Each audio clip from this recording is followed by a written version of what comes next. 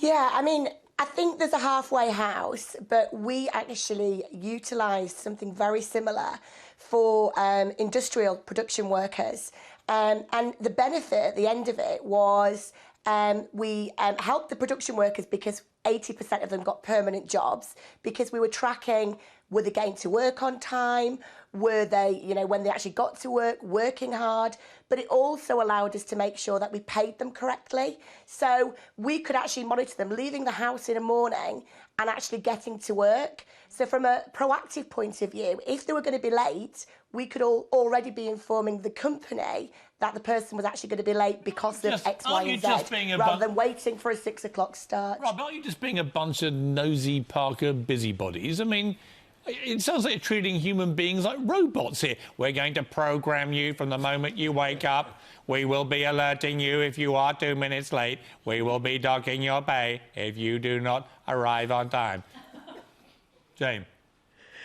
No, absolutely not. I mean, from our point of view, it actually helped the worker because if we could prove they were getting to work on time, they were hitting the targets at work, then people were actually offering them permanent jobs. So at the end of it, it actually benefited the client and the candidate and ourselves because it showed we were being proactive in what we were doing. Tim, it's good for us to be tracked. Not at all. Then we can be paid properly. We are paid properly anyway.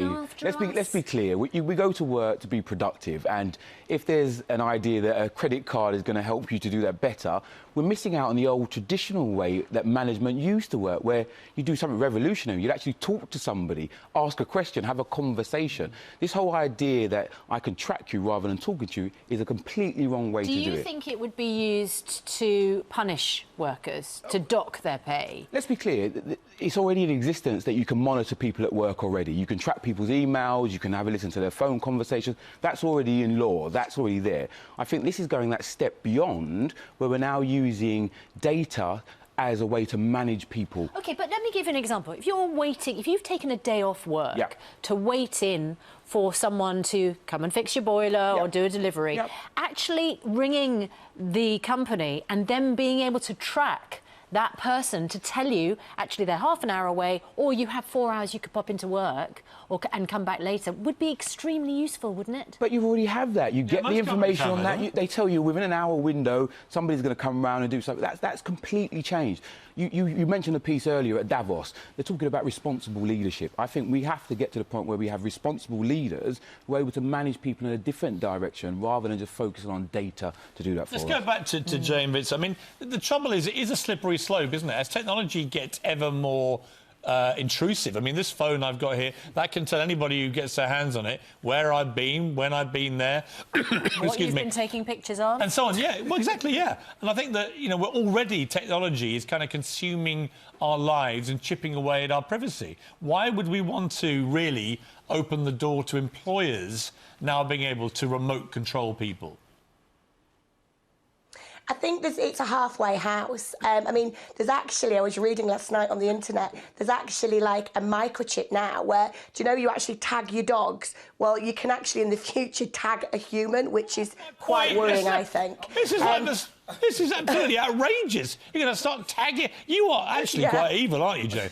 You want to tag human beings? No, absolutely not. I'm not saying that's a good thing. I'm saying that's where technology's going. Your eyes lit up. I mean, Tim, I come back to you. I mean, this can't be good, can it? Not at all. Not tagging. I mean, look at that evil cackle. Wow, it's like Cruella de Vil. Are we going to start tagging human beings too? I really hope not. There is biotechnology that can already do this stuff already. That is already existent. But I would.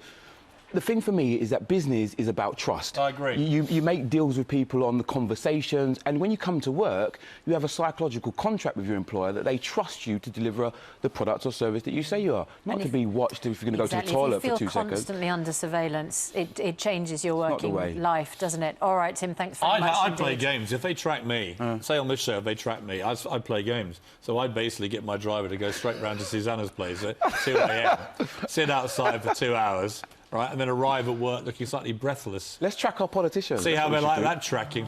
You see how these things can be manipulated. Oh, look, who loves that idea? Oh, The evil witch of the West. Anyway, good to talk to you both. Jane, thanks so much, Tim. Lovely to see you. Look at her cackling away. Is this something, just quickly, because you won the first Apprentice, of course, is this something that you think Lord Sugar would be in favour of? I don't think. Well, oh, he'd love it. Piers He'd and love Sugar it. already have great conversations where they are tracking each other on their social Exactly. media. Very good point. I've been tracking Lord Sugar's movements for a very long time.